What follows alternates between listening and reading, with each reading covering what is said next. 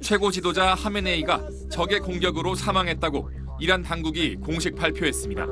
خامنه‌ای در راه سربلندی حرم جمهوری اسلامی ایران شهد گوارای شهادت را نوشیدند و به ملکوت اعلی پیوستند. 사망 시점은 현지 시간 그제 오전으로 추정됩니다. 미 언론은 하메네이가 주로 머물던 테헤란 북부 보안구역이 폭격으로 초토화된 위성 사진을 공개했습니다. 이스라엘은 이곳에 폭탄 30발을 집중 투하한 것으로 전해졌습니다. 하메네이의 가족은 물론 이슬람 혁명 수비대 총사령관 모하마드 파크푸르, 최고 지도자 군사고문 알리 샴카니, 국방장관 아지즈 나시르 자데 등 군과 안보기관의 핵심 수뇌부도 모두 폭사했습니다. 이스라엘 정보당국은 그제 이란 수뇌부가 한자리에 모인 회의 3건을 포착하고 일반적인 새벽 공격 대신 대낮 기습 공격을 선택한 것으로 알려졌습니다. 하메네이와 군 지도부 사망에도 미국과 이스라엘의 공습은 계속되고 있습니다.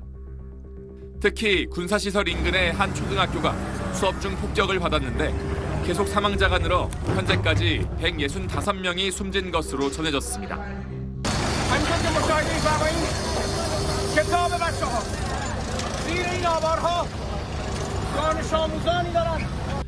이번 폭격에는 전략 폭격기인 B2 스텔스 폭격기까지 동원해 이란의 탄도미사일 시설을 타격했다고 미군은 밝혔습니다.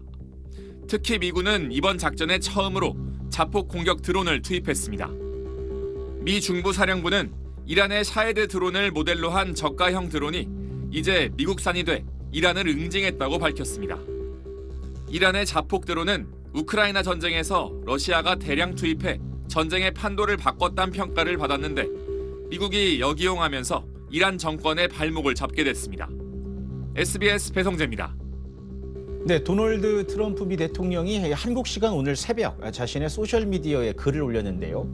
자신이 보고받은 바에 따르면 미군이 이란 해군 함정 9척을 파괴해 격침시켰고 그중 일부는 비교적 규모가 크고 중요한 함정들이었다고 밝혔습니다. 이어 또 다른 공격에서는 이란 해군 본부를 대부분 파괴했다고 주장했습니다. 트럼프는 이어 미군은 나머지 함정들도 계속 공격하고 있다며 곧 바다 밑에 가라앉게 될 거라고 적었습니다. 미군의 중동 지역 작전을 총괄 지휘하는 중부사령부는 격침된 이란의 함정은 자마란급 호위함이라고 밝혔고 현재 오만만 해저로 가라앉고 있다고 설명했습니다. 이란도 반격에 나섰습니다. 이란 국영 IRNA 통신은 이란군이 발사한 탄도미사일 4발에 미군 항공모함 에이브럼 링컨함이 타격당했다고 보도했습니다. 이에 대해 중부사령부는 소셜미디어를 통해 링컨함은 타격당하지도 않았고 이란의 미사일은 가까이 오지도 못했다며 거짓말이라고 강조했습니다. 이 밖에도 혁명수비대는 쿠웨이트의 미 해군기지가 완전히 무력화됐고 또 바레인의 미 해군기지도 드론 공격에 심각한 피해를 입었다고 주장하고 있습니다. 네, 그럼 지금 미군 쪽 사상자는 어느 정도 규모입니까? 네, 미 중부사령부는 현재까지 미군 3명이 사망하고 5명이 중상을 입었다고 소셜미디어를 통해서 발표를 했습니다. 다른 여러 명은 경미한 파편에 의한 부상과 뇌진탕을 당했는데 현재 복귀 절차에 있다고 전했습니다.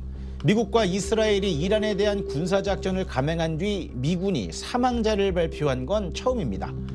반면 이란 혁명수비대는 이 바레인의 미군 기지에 탄도미사일 2발을 발사해 현재까지 미군 560명이 숨지거나 다쳤다고 주장했는데요. 이 사상자의 규모를 놓고 두 나라의 주장이 상당한 차이가 있는 상황입니다. 네, 이런 가운데 트럼프 대통령이 이란의 새 지도부와 대화할 용의가 있다는 뜻을 밝혔다고요. 네, 트럼프 대통령은 현재 자신의 자택인 플로리다주 마러라고 리조트에 머무르고 있는데요. 자택에서 미국 일부 언론들과 전화 인터뷰를 가진 걸로 전해졌습니다. 미 시사주간 애틀랜틱은 트럼프와의 통화에서 이란 지도부가 대화를 원하고 있다며 트럼프가 이란의 새 지도부와 대화하겠다는 뜻을 밝혔다고 전했습니다. 다만 대화 시점에 대해선 말할 수 없다고 전했습니다. 트럼프는 앞서 영상연설에서 이란의 미사일과 또 미사일 산업 파괴, 해군 전멸 등을 언급을 했는데 군사작전의 목표가 어느 정도 달성된 이후에야 이란의 새 지도부와의 협상이 가시화될 걸로 보입니다. 워싱턴에서 전해드렸습니다. 이스라엘은 하메네이 이란 최고 지도자가 숨진 다음 날인 현지 시간 어제 이란에 대한 군사작전 규모를 확대하겠다고 밝혔습니다. 네타냐후 총리는 미군의 지원을 받아 40년간 염원해온 일을 해낼 수 있었다며 이란에 대한 공격을 멈추지 않을 것이라고 강조했습니다. כוחותינו הולמים עכשיו בלב טהרן בעוצמות הולכות וגוברות, וזה רק ילך ויתגבר עוד יותר במהלך הימים הקרובים. 이스라엘군이 예비군 10만 명에게 추가 동원령을 내렸다는 현지 언론 보도도 나왔습니다. 이란 역시 보복 공격을 이어가겠다며 맞서고 있습니다.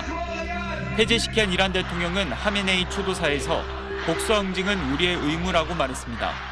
و آمریکا و اسرائیل باید بدانند که جز سرافکندگی برای اینها هیچ ارمغانی نخواهد داشت و ملت عزیز ما که 아라그치 외무장관도 이란의 자위권에는 한계가 없다며 보복 공격을 멈출 생각이 없다고 강조했습니다. 이란은 호르무즈 해협을 봉쇄한다고 밝힌 뒤 민간 선박을 공격하고 나섰습니다. 영국 해사무역기구에 따르면 지금까지 호르무즈 해협 인근에서 3건의 선박 피격 사례가 보고됐습니다. From now on, all navigating through the Strait of Hormuz is forbidden. 현지 시간 어제 이스라엘 예루살렘 부근 베이트 셰메시의 주거 지역에서는 이란이 쏜 탄도미사일이 떨어져 8명이 숨졌습니다.